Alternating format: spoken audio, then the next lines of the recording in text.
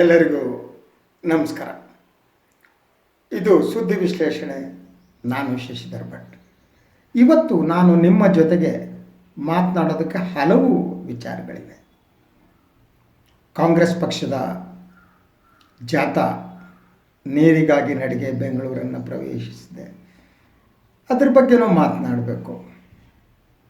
ಹಾಗೆಯೇ ಹಿಜಾಬ್ ಗಲಾಟೆ, ಅದಕ್ಕೆ ಬರುತ್ತಿರುವ ಪ್ರತಿಕ್ರಿಯೆಗಳು, ನ್ಯಾಯಾಲಯದಲ್ಲಿ ನಡೀತಿರುವ ವಿಚಾರಣೆ, ಹೀಗೆ ಹಲವು ವಿಚಾರಗಳ ಬಗ್ಗೆ ತಮ್ಮ ಜೊತೆ ನಾನು ಮಾತನಾಡಬೇಕು ಅಂತ ಆಲೋಚನೆ ಮಾಡ್ತಾ ಇದ್ದೆ.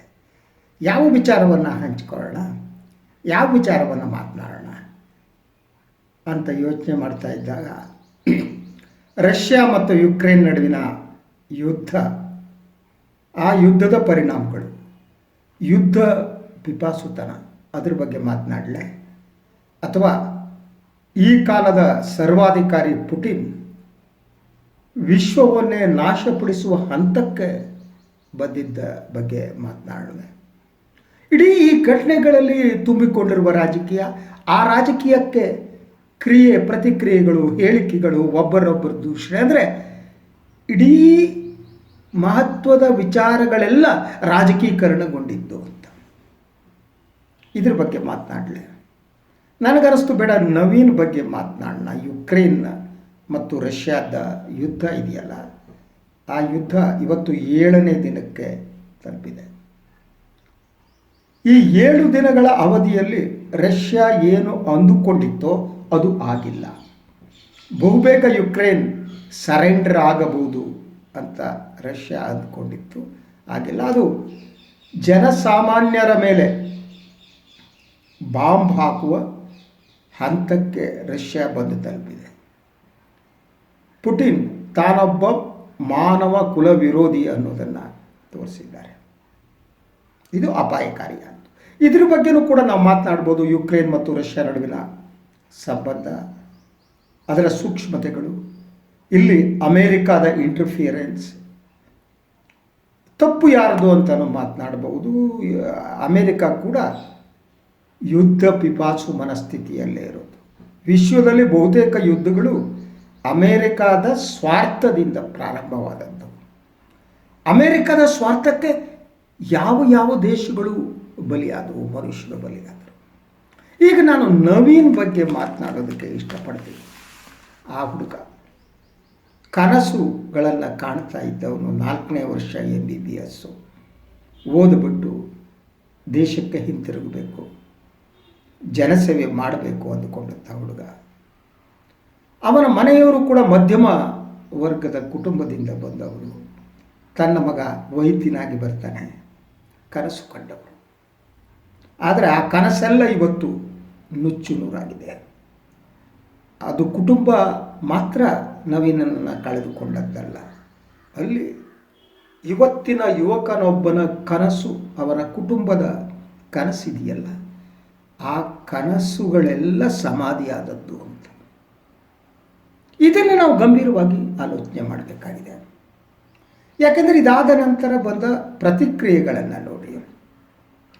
ನವೀನ್ ತೀರಿಕೊಂಡ ಸುದ್ದಿ ಬರುತ್ತಿದ್ದಾಗೆ ಮುಖ್ಯಮಂತ್ರಿ ಬಸವರಾಜ ಬೊಮ್ಮಾಯಿ ಅವರು ಕಣ್ಣೀರು ಹಾಕಿದ್ರು. ಆ ಕುಟುಂಬ ನನಗೆ ಹತ್ತಿರದಿಂದ ಗೊತ್ತಿತ್ತು ಅಂತ. ಹಾಗೆಯೇ ಈ ಕುರಿತು ಪ್ರಧಾನಿ ನರೇಂದ್ರ ಮೋದಿಯವರ ಜೊತೆ ಮಾತನಾಡಿದರು. ನರೇಂದ್ರ ಮೋದಿಯವರು ಕೂಡ ಸಾಂತ್ವನದ ಮಾತುಗಳನ್ನು ಆಡಿದ್ರು ಕುಟುಂಬದ ಜೊತೆ. ಇದಾದ ಮೇಲೆ ಒಂದೊಂದು ಹೇಳಿಕೆಗಳು ಬರತೊಡಗಿದವು.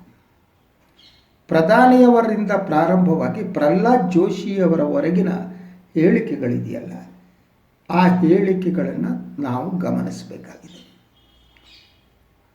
ಈ ಉನ್ನತ ಶಿಕ್ಷಣಕ್ಕಾಗಿ, ವೈದ್ಯಕೀಯ ಶಿಕ್ಷಣಕ್ಕಾಗಿ ಯಾಕೆ ವಿದೇಶಕ್ಕೆ ಹೋಗಬೇಕು ಅನ್ನೋ ಪ್ರಶ್ನೆಯನ್ನು ಪ್ರಧಾನಿ ಎತ್ತಿದರು. ಹಲವರು ಪ್ರಧಾನಿಯ ಸುತ್ತಮುತ್ತ ಇರುವ, ಅವರ ಪಕ್ಷದಲ್ಲಿ ಇರುವ ಜನ ಇದ್ದಾರಲ್ಲ, ಕೆಲವರು ಬಹುಪರಾಕ್ ಅನ್ನುವರು, ಪ್ರಧಾನಿ ಏನು ಹೇಳ್ತಾರೆ ಆಲೋಚನೆ ಮಾಡಿ ಅದೇ ರೀತಿ ಮಾತನಾಡುವಂಥವ್ರು, ಇಂಥ ಜನಗಳ ಹೇಳಿಕೆ ಬರ ಪ್ರಾರಂಭ ಆಯಿತು. ಸೊ ಯಾಕೆ ವಿದೇಶಕ್ಕೆ ಹೋಗಬೇಕು ಓದೋದಕ್ಕೆ, ಇಲ್ಲೇ ಓದೋಕ್ಕಾಗಲ್ವ ಅನ್ನುವ ಪ್ರಶ್ನೆಯನ್ನು ಇಟ್ಟರು. ಇದು ಮಹಾ ಮೂರ್ಖತನದ ಪ್ರಶ್ನೆ, ಸಾಮಾನ್ಯ ಜ್ಞಾನ ಇಲ್ಲದವರು ಮಾತನಾಡುವ ಪ್ರಶ್ನೆ. ಯಾಕೆಂತಂದರೆ ಭಾರತದಲ್ಲಿ ನೀವು ವೈದ್ಯಕೀಯ ಶಿಕ್ಷಣ ಮಾಡುವುದಕ್ಕೆ ಆಗುವ ವೆಚ್ಚ ಎಷ್ಟು? ಯುಕ್ರೇನ್ ಅಂತ ಒಂದು ದೇಶದಲ್ಲಿ ವೈದ್ಯಕೀಯ ಶಿಕ್ಷಣ ಪಡೆಯುವುದಕ್ಕೆ ಆಗುವ ವೆಚ್ಚ ಎಷ್ಟು? ನವೀನ ತಂದೆಯವರು ಒಂದು ಮಾತನ್ನು ಹೇಳಿದರು, ಒಂದು ವಾಹಿನಿಯಲ್ಲಿ ನೋಡಿದೆ ನಾನು. ಈ 4 ವರ್ಷದ ಅವಧಿಯಲ್ಲಿ 30 ಲಕ್ಷ ರೂಪಾಯಿಯನ್ನು ನಾನು ಇದುವರೆಗೆ ಖರ್ಚು ಮಾಡಿದ್ದೆ ವೈದ್ಯಕೀಯ ಶಿಕ್ಷಣಕ್ಕೆ. ಸೊ ನೀವು ಭಾರತದಲ್ಲಾದರೆ 30 ಲಕ್ಷ ರೂಪಾಯಿ ಒಂದು ಸೀಟ್ ಸಿಗಲ್ಲ, ಓದೋದು ಆ ಕಡೆ ಇರಲಿ. ಈ ಶೈಕ್ಷಣಿಕ ಲಾಬಿ ಅನ್ನುವುದು ಈ ದೇಶದಲ್ಲಿ ಎಷ್ಟು ಪವರ್ಫುಲ್ ಆಗಿದೆ ಅಂದರೆ ಅವರು ಎಲ್ಲವನ್ನ ನಿಯಂತ್ರಿಸ್ತಾರೆ. ಯಾಕೆಂದರೆ ಈ ದೇಶದ ರಾಜಕೀಯ ಮತ್ತು ಈ ಒಂದು ಶೈಕ್ಷಣಿಕ ಲಾಬಿಯ ನಡುವೆ ಅನೈತಿಕ ಸಂಬಂಧ ಇದೆ. ಬಹಳಷ್ಟು ರಾಜಕಾರಣಿಗಳು ಶಿಕ್ಷಣ ಸಂಸ್ಥೆಯನ್ನು ನಡೆಸ್ತಾರೆ. ಬಹಳಷ್ಟು ರಾಜಕೀಯ ಪಕ್ಷಗಳಲ್ಲಿ ಏನಿದ್ದಾರೆ, ಈ ಶಿಕ್ಷಣ ಸಂಸ್ಥೆಗಳನ್ನು ನಡೆಸುವವರೇ ಪ್ರಬಲರಾಗಿದ್ದಾರೆ. ಇದು ಪ್ರಧಾನಿಯವರಿಗೆ ಗೊತ್ತಿಲ್ವಾ? ಈ ಬಗ್ಗೆ ಅವರಿಗೆ ಜ್ಞಾನ ಇಲ್ವಾ?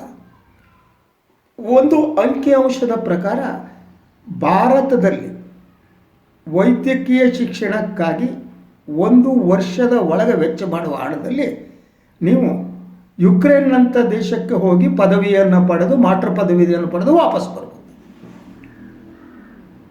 ಇಂಥ ಸ್ಥಿತಿಯಲ್ಲಿ ಈ ದೇಶದ ಪ್ರಧಾನಿ ಅಯ್ಯೋ ಅಲ್ಲಿ ಯಾಕೆ ಹೋಗಬೇಕು ಅನ್ನೋದು ಪ್ರಶ್ನೆಯನ್ನು ಕೇಳ್ತಾರೆ. ಅದಕ್ಕಿಂತ ಹಾರಿಬಲ್ ಆದ್ದು ನಮ್ಮ ಸಚಿವರಾದಂಥ ಪ್ರಹ್ಲಾದ್ ಜೋಶಿ ಹೇಳಿರುವ ಮಾತು. ಅದು ನನಗಿನ್ನೂ ಶಾಕಿಂಗ್.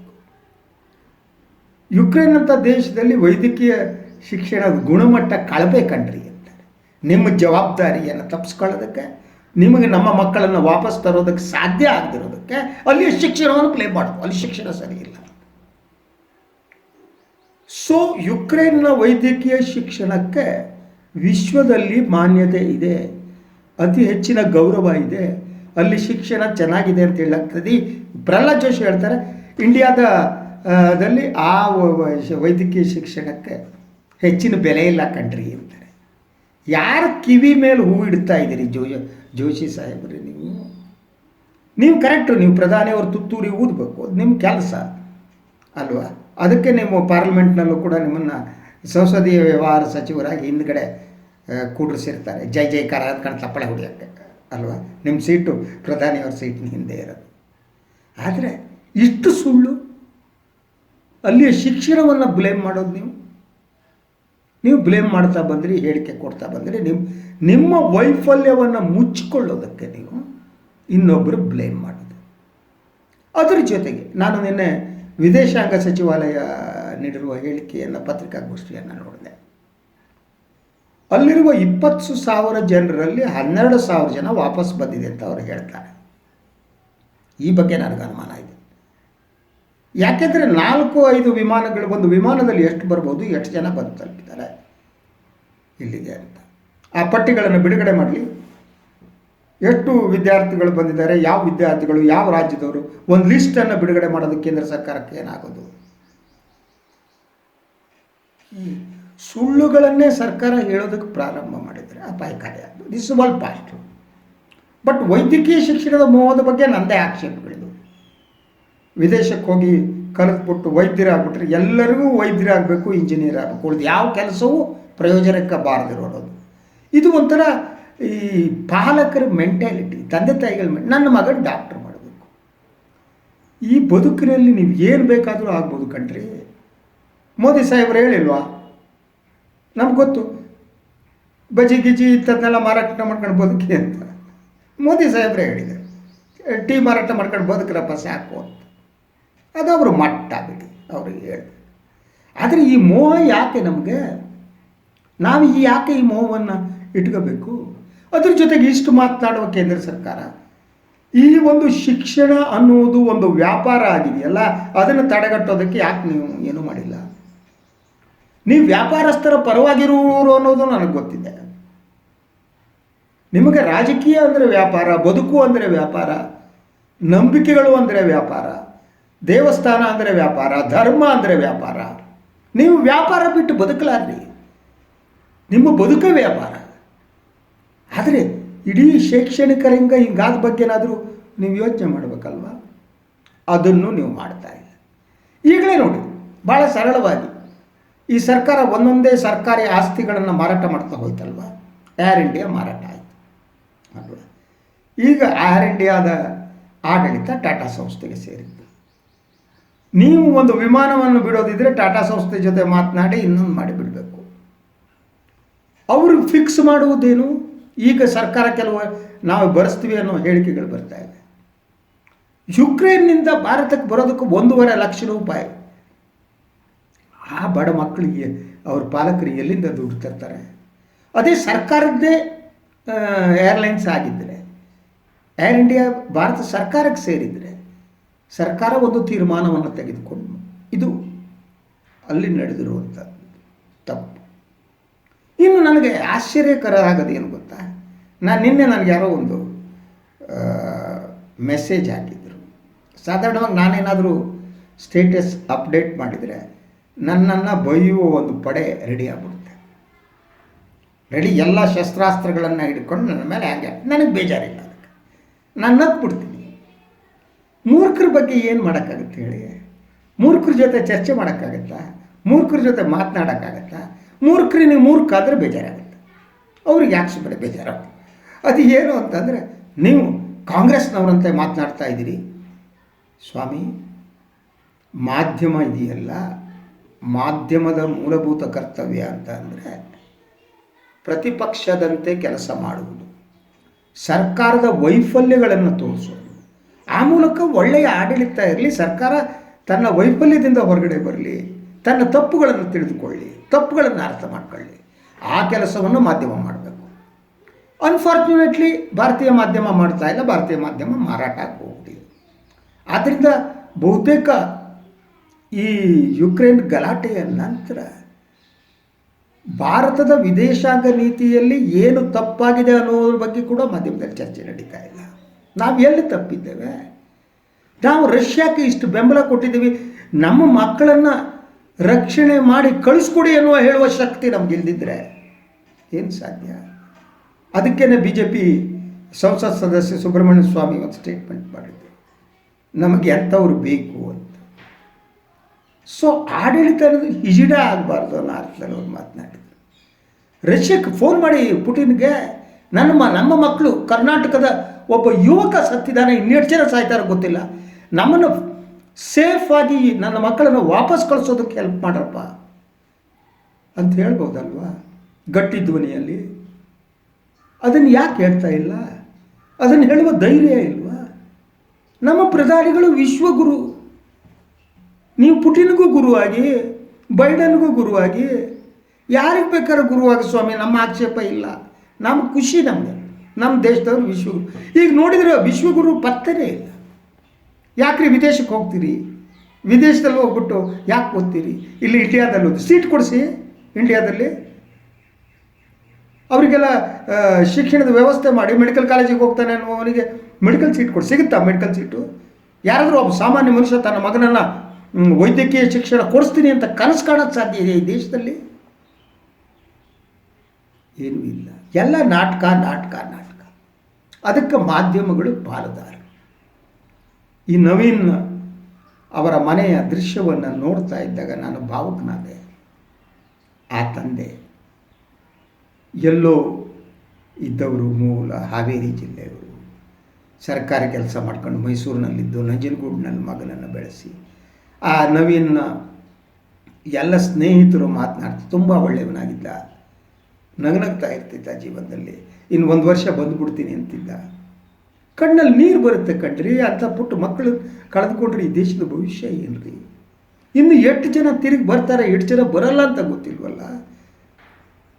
ಯಾರ್ಯಾರು ಆ ಶೆಲ್ ದಾಳಿಗಳಿಗೆ ಬಲಿಯಾಗ್ತಾರೆ ಅಂತ ಗೊತ್ತಿಲ್ವಲ್ಲ? ಈ ನಡುವೆ ಇಡೀ ನಮ್ಮ ವಿದೇಶಾಂಗ ನೀತಿಯಿಂದಾಗಿ ಪೋಲೆಂಡ್ ಒಳಗಡೆ ಬಿಟ್ಕೊಳ್ತಾ ಇಲ್ಲ ಇಂಡಿಯಾದ ಹುಡುಗರನ್ನು. ಗಡೀಲಿ ಕಾಯ್ತಾ ಇದ್ದವರು ಈ ಕಡೆ ರಷ್ಯಾ ಸೈನಿಕರು ಬಡಿತಿದ್ದಾರೆ, ಆ ಕಡೆ ಪೋಲೆಂಡ್ನವರು ಒಳಗೆ ಬಿಡ್ತಾರೆ, ಇಂಡಿಯಾದವ್ರಿಗೆ ಬಿಡಲ್ಲ ಅಂತ. ಅದ್ರ ಜೊತೆಗೆ ಯುಕ್ರೇನ್ ಒಳಗಡೆ ಕೂಡ ಯುಕ್ರೇನ್ ಭಾರತದ ತಮಗೆ ಬೆಂಬಲ ನೀಡಿಲ್ಲ ಅನ್ನುವ ಕಾರಣಕ್ಕೆ ಯುಕ್ರೇನ್ನ ಜನರಿಗೆ ಬೇರೆ ಸಿಟ್ಟಿದೆ. ಮೆಟ್ರೋ ಸ್ಟೇಷನ್ಗಳಲ್ಲಿ ಜನ ಬದುಕ್ತಿದ್ದಾರೆ, ಅಲ್ಲಿ ಹೋಗಿ ನಮ್ಮ ಹುಡುಗರು ಕಾಯ್ತಾ ನಿಂತಿದ್ದಾರೆ, ಅವ್ರನ್ನ ಒಳಗೆ ಬಿಡಲ್ಲ. ನೀವು ಇಂಡಿಯಾ ನೋ ಎಂಟ್ರಿ. ಇದ್ರ ಬಗ್ಗೆ ಮಾಧ್ಯಮ ಮಾತಾಡಬೇಕಲ್ವಾ? ಏನಾದರೂ ಮಾತಾಡಿ, ಅವ್ರ ಹತ್ರ ಮಾತಾಡಿ.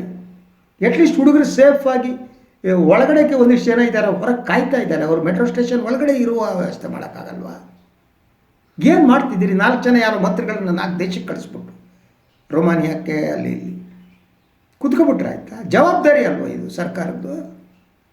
ಇಂತಹ ಬೇಜವಾಬ್ದಾರಿ ಈ ಕೆಲಸವನ್ನು ಕಾಂಗ್ರೆಸ್ ಮಾಡಿದರೆ ಸುಮ್ಮನೆ ಕೂತ್ಕೊತಿದ್ದೀರ? ಮಾರಿ BJP ಮೆರವಣಿಗೆ ನಡೀತಿತ್ತು. ಕೇಸರಿ ಶಾಲೆ ಹಾಕೊಂಡು ಭಾರತೀಯ ಹಿಂದೂಗಳನ್ನು ಕೊಂದ್ರಿ, ಭಾರತೀಯ ಹಿಂದೂಗಳು ಸಿಕ್ಕಾಕೊಂಡ್ರು ಅಂತ ಅದಕ್ಕೆ ಕೋಮು ಬಣ್ಣವನ್ನು ಕೊಟ್ಟು ಎಲ್ಲ ಲಗಾಡೆ ಎಬ್ಬಿಸ್ಬಿಡ್ತಿದ್ರಿ ನೀವು ಅಲ್ವಾ? ಇದು ಕನಿಷ್ಠ. ಇದು ನಾವು ಆಲೋಚನೆ ಮಾಡಬೇಕಾದ ಸಮಯ ಅಂತ ನನಗೆ ಅನಿಸುತ್ತೆ. ನಾವು ಟೀಕಿಸುವ ಮೂಲಕ ಸರ್ಕಾರ ಎಚ್ಚರಗೊಳ್ಳಬೇಕು. ಸರ್ಕಾರಕ್ಕೆ ಟೀಕೆಗಳೆಲ್ಲ ಸ್ವೀಕರಿಸುವ ಮನಸ್ಥಿತಿ ಇರಬೇಕು, ಹೊರತು ಪುಟಿನ್ನಂಥ ಸರ್ವಾಧಿಕಾರಿ ಮನಸ್ಥಿತಿ ಇರ್ಕೂಡ್ದು. ಇದು ಇವತ್ತಿನ ಸುದ್ದಿ ವಿಶ್ಲೇಷಣೆ. ಇನ್ನೊಂದು ವಿಚಾರದೊಂದಿಗೆ ಮತ್ತೆ ಬರ್ತೀನಿ. ಎಲ್ಲರಿಗೂ ಒಳ್ಳೆಯದಾಗಲಿ. ನಮಸ್ಕಾರ.